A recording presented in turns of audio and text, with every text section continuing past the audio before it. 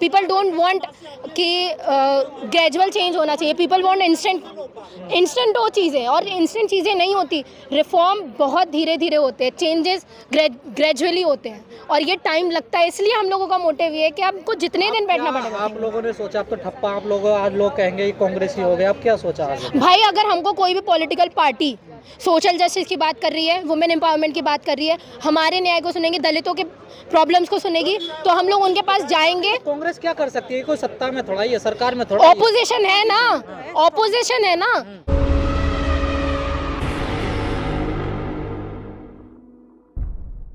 लगातार आप भी इस आंदोलन में हैं, क्यों आना पड़ा आपको आज यहाँ पर? टू बी ऑनेस्ट, जैसे आप लोग देखते आ रहे हैं हमारा प्रोटेस्ट जो चल रहा है इतने दिनों से, मैं आपको ये बात बता दूं कि हमारा प्रोटेस्ट को चलने तो दिया नहीं जा रहा है, हम लोगों को बैठने तो दिया नहीं जा रहा है। एट लास्ट जो जुमले में मोदी जी ने बोल दिया कि भाई तुम पकोड़े बेचो, पकोड़ा बेचना भी एक जॉब है, वो भी एक क्वालिफिकेशन है, तो भाई हमने बेचा, हमने शुरू किया। हम लोग ने इनिशियली वहीं शुरू किया था, बट हमको वहाँ पे भी नहीं बैठने दिया, ये बोल के कि यहाँ पे धारा 144 लगी है। उसके बाद में आप दिल्ली पुलिस की ये चाल देखिए कि हमारे थोड़े दूर जाने के बाद में वो ये बोलते हैं कि हम लोग पेट्रोलिंग कर रहे हैं। तो मैं उनसे पूछना चाहती हूँ, इतने टाइम तक आपकी पेट्रोलिंग नहीं हो रही थी कि हमारे टाइम में ही आपको पेट्रोलिंग की सूझी?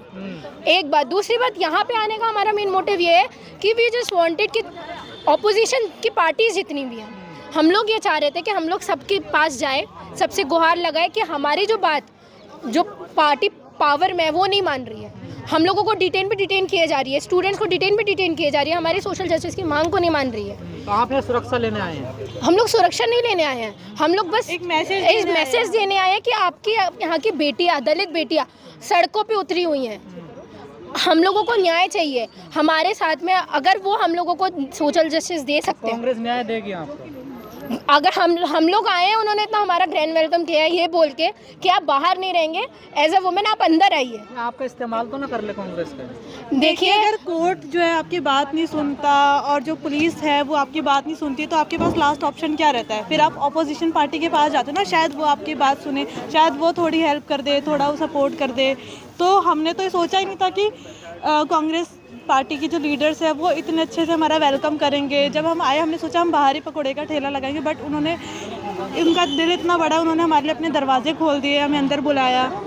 एंड मोस्ट इम्पॉर्टेंट थिंग ये बात नहीं है कि कांग्रेस हमको यूज़ करेगी क्या नहीं, क्योंकि हमारा मेन प्रोपोगेंडा ये नहीं था कि हम लोग सिर्फ कांग्रेस के दफ्तर में जाएंगे, हम लोग इसके बाद भी और अपोजिशन पार्टीज़ के ऑफिस में जाने वाले हैं। बेटी क्या इस्तेमाल किया जा रहा है यहाँ बार बार? जितने भी कांग्रेस नेताओं ने कहा कि दलित की बेटी न्याय मांग रही है, तो एक दलित का आप लोगों को सिंबल लगा दिया ना, उन्होंने देश की बेटी तो माना ही नहीं आपको।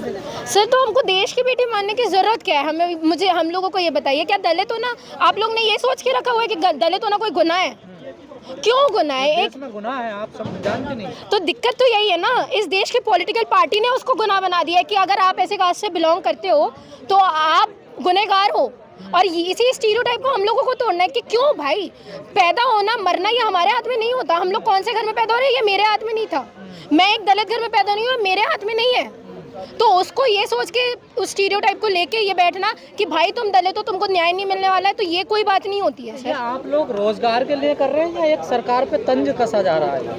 तंज ही कसा जा रहा है हमारा। आप एक बात बताइए, इतनी बड़ी प्रेस्टीज कॉलेज से पढ़ी हुई प्रोफेसर जिसके पास डिग्री है, वो आज कहीं भी जाके नौकरी कर सकती है, तो वो क्यों जिद पे अड़ी हुई है? इसलिए क्योंकि उसको सोशल जस्टिस चाहिए। वो सिर्फ अपनी बात नहीं कर रही है, वो पूरे समाज की बात करके लेके जा रही है। आप तो नौकरी की बात कर रही है ना, पहले देखिए न्याय की बात कर रही है, हम नौकरी रोजगार। अभी हम लोग बस, हमारा मेन मोटिव ये है बोलने का कि हमको आपने रोजगार से निकाला है, आपने सिर्फ एक की थाली खाली नहीं की है।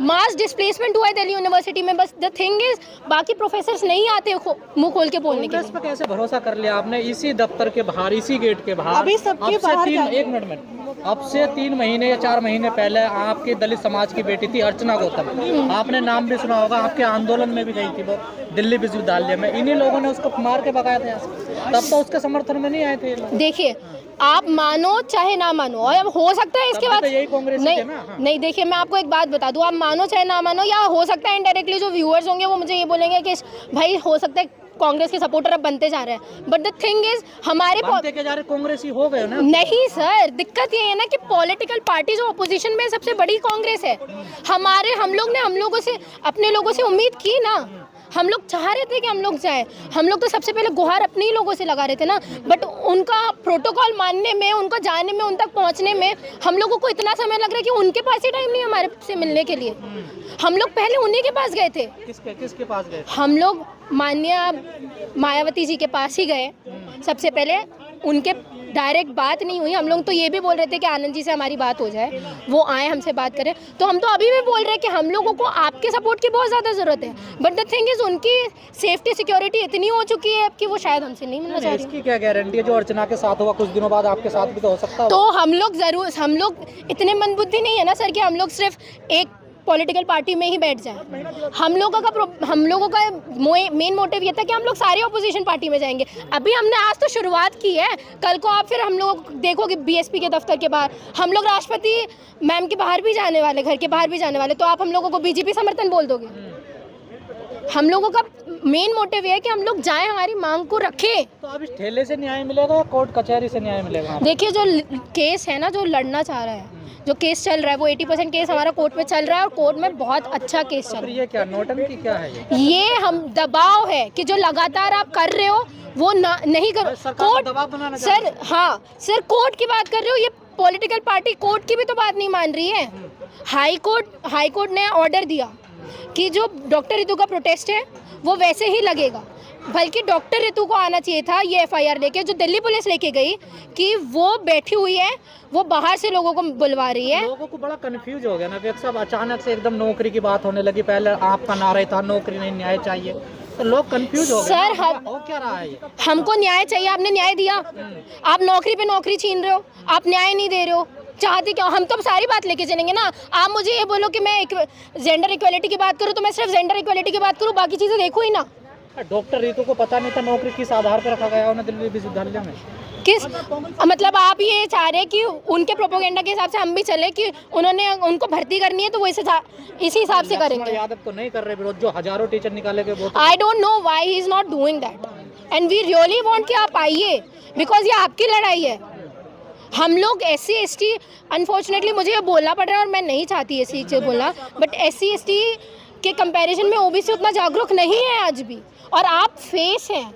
लगातार जो आपके समाज के लोग हैं आपका साथ छोड़ते जा रहे हैं, आखिर क्या वजह है इस आंदोलन? मे बी शायद ये प्रोटेस्ट बहुत लंबा चल रहा है, इसलिए पीपल डोंट वांट कि ग्रेजुअल चेंज होना चाहिए। पीपल वांट इंस्टेंट हो चीज़ें, और इंस्टेंट चीज़ें नहीं होती। रिफॉर्म बहुत धीरे धीरे होते हैं, चेंजेस ग्रेजुअली होते हैं, और ये टाइम लगता है। इसलिए हम लोगों का मोटिव ये है कि आपको जितने दिन बैठना पड़ेगा। आप लोगों ने सोचा, अब तो ठप्पा आप लोग, आज लोग कहेंगे कांग्रेसी हो गए, अब क्या सोचा आगे? भाई, अगर हमको कोई भी पॉलिटिकल पार्टी सोशल जस्टिस की बात कर रही है, वुमेन एम्पावरमेंट की बात कर रही है, हमारे न्याय को सुनेगी, दलितों के प्रॉब्लम्स को सुनेगी, तो हम लोग उनके पास जाएंगे। तो कांग्रेस क्या कर सकती है? कोई सत्ता में थोड़ा ही है, सरकार में थोड़ा। ऑपोजिशन है ना, ऑपोजिशन है ना कि मैं ऑपोजिशन की बात कर रही हूँ, मैं ऑपोजिशन की बात कर रही हूँ, तो आपके दिमाग में कौन सा फेस आता है? मुझे आप ये बताओ, कौन सा फेस आता है?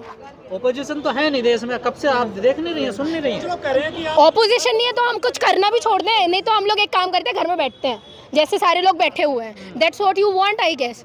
आप लोगों को चीज़ें चेंज नहीं चाहिए, मतलब आप लोग जीना वैसे ही सीख चुके हो, मतलब आप जैसे जीते आ रहे हो आपको वैसे ही जीना है, भेड़ बकरियों की तरह जीना है, जो गवर्नमेंट बोल रही है करना है। लेकिन आप एक तरफ कह रही हैं कि न्याय चाहिए, लेकिन भाई दूसरी तरफ मोदी जी कह रहे हैं भाई 140 करोड़ की जनता मेरा परिवार है, उसमें आप भी आती हैं। अब 140 करोड़ की जनता हो सकता है मंदिर मस्जिद में खुश हो, भाई परिवार है। मैम, मैं आपको एक बात बताऊँ, एक टाइम था जब सारे के सारे लोग ये बात करते थे कि भाई वुमेन एम्पावरमेंट होना चाहिए, उस पर डिस्कशन होती थी इस देश में, और इस देश की मीडिया वो भी इसी चीज़ के लिए बात करती थी।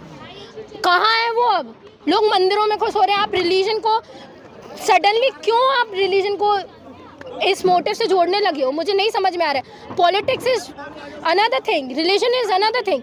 आप उन दोनों को साथ में लाके जोड़ रहे हो, और उसके लिए अगर लोग अपना वोट दे रहे हैं मोदी जी को, तो भाई मैं मोदी जी को तो गलत नहीं बोलूँगी, हमारे लोग ही गलत है। अभी भी अर्चना गौतम के साथ हैं? देखिए, टू बी ऑनेस्ट, थोड़ा बहुत जो मुझे अर्चना गौतम जी के बारे में पता था वो यही पता था, मुझे ज़्यादा नॉलेज नहीं है, तो मैं उस चीज़ के बारे में ज़्यादा नहीं बोल सकती।